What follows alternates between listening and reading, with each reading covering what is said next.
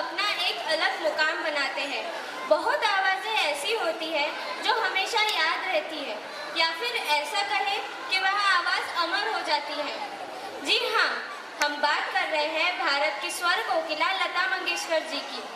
Yes, sure. Lata Mangeshkar was one of the most renowned playback singers in Indian film industry with career spanning more than 7 decades.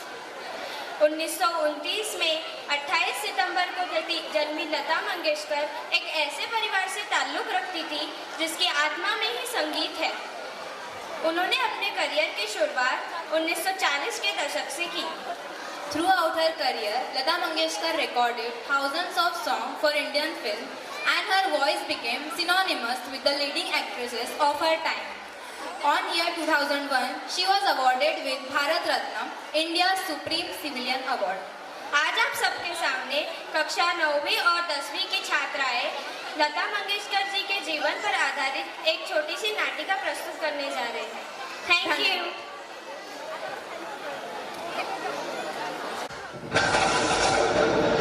28 सितंबर 1929 पूरा इंदौर बेहाल है क्योंकि लगातार बारिश हो रही है।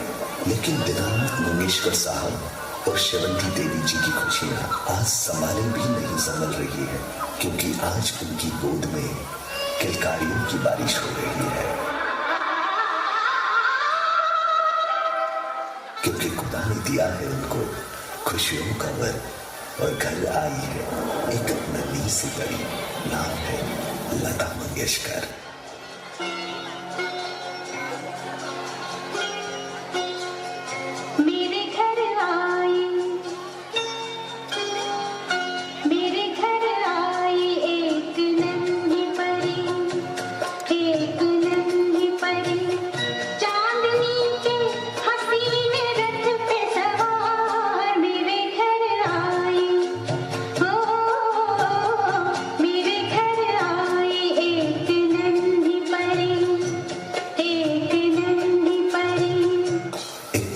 ऐसा हुआ कि नाटक चल रहा था और वहां परफॉर्म करने वाला नारद नहीं आया था।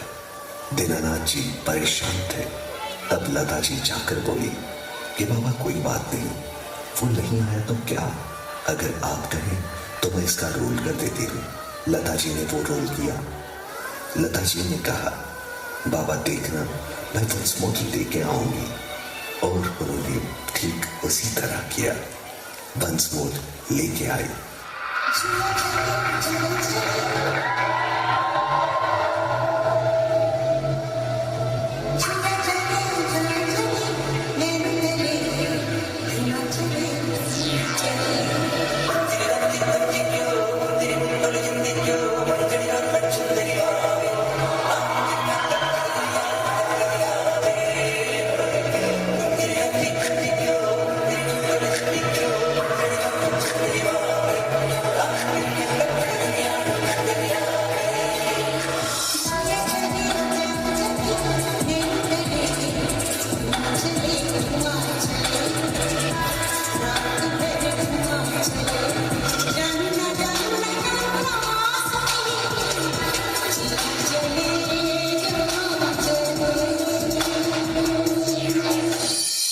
लता जी के आवाज के जादू में फिल्म जगत ने धूम मचाई, पर इस मुकाम तक पहुंचने से पहले लता जी की जिंदगी में अजब उतार चढ़ाव आए थे। बचपन में ही उनके पिता का देहांत हो गया। पूरे परिवार की बागडोर इनके कंधों पर आ चुकी थी। एक प्यार का नगमा है, मौजों की रवानी है। एक प्यार का नगमा है, मौजों की रवानी है। जिंदगी और कुछ भी नहीं, मेरी कहानी है। मुंबईया फिल्म इंडस्ट्री में उनकी आवाज सुनकर कहा गया था कि उनकी आवाज इतनी पतली है कि प्लेबैक सिंगिंग के लिए ये ठीक नहीं। मगर मास्टर गुलाम हैदर ने कहा था कि लता जैसी आवाज किसी और के पास नहीं, और ये बात सच साबित हुई। हंसता हुआ नूरानी चेहरा,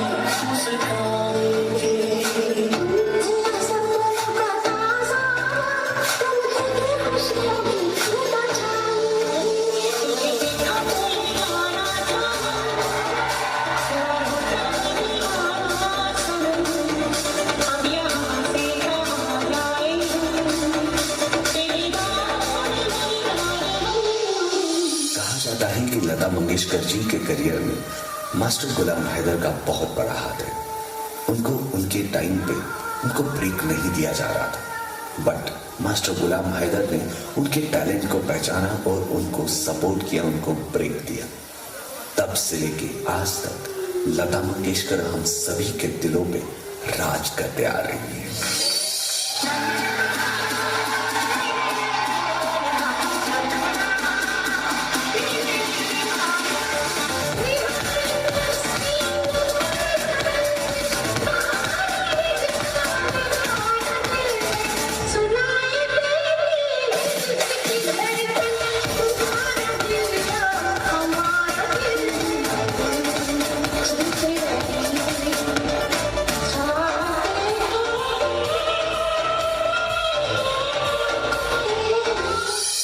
फिल्म फेयर की बात आती है, वहां लता मंगेशकर जी ने डिसाइड कर लिया था कि नए सिंगर्स को मौका मिलना चाहिए और उन्होंने अवार्ड लेना बंद कर दिया था।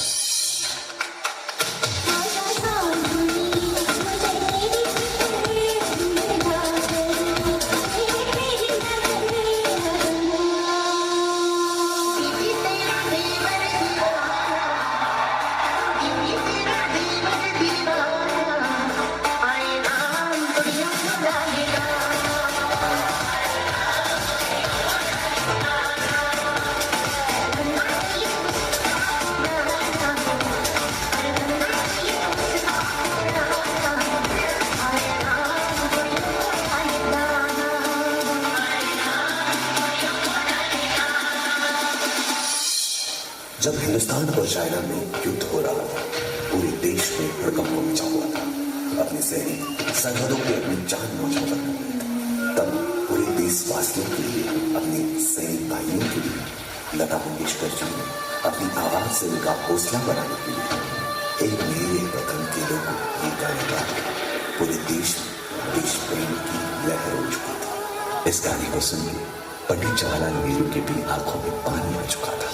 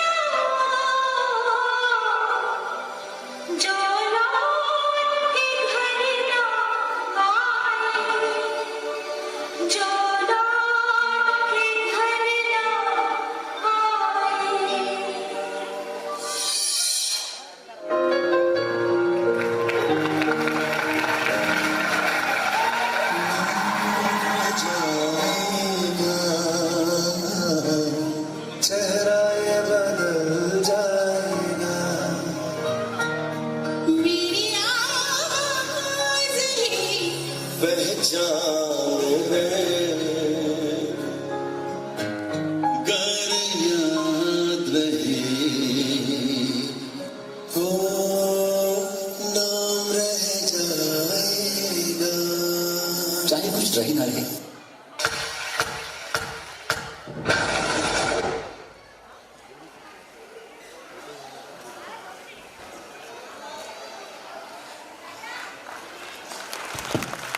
पेरेंट्स जोरदार तालियां। और मैं इसलिए भी तालियों के बोल रहा हूं कि हमने आज एक नया प्रयोग किया है अपने स्कूल में। हमने टीचर्स के हाथ से कोई भी कार्यक्रम कराना नहीं सोचा है। ये डांस इन्होंने खुद ने तैयार किया था एक, और सारे जितने भी कार्यक्रम के मन संचालन है ये बच्चे कर रहे हैं। फ्रॉम 3rd से लेके 10th तक के बच्चे बार बार आ रहे हैं। जैसे कि अगले कार्यक्रम मन संचालन जो बहुत हार्ड काम है ये बच्चे कर रहे हैं, इसलिए आपकी हर कदम पे ताली चाहिए। केवल 3 कार्यक्रम बाकी हैं, नेशनल एंथम और कार्यक्रम खत्म हो जाएगा। केवल 2.5 घंटे कार्यक्रम था उस भाषण के अलावा जो शुरू में था। एक बार पुनः आपकी जोरदार तालियां। फिर बच्ची आ रही है म्यूजिक के लिए। चल बेटा जाओ।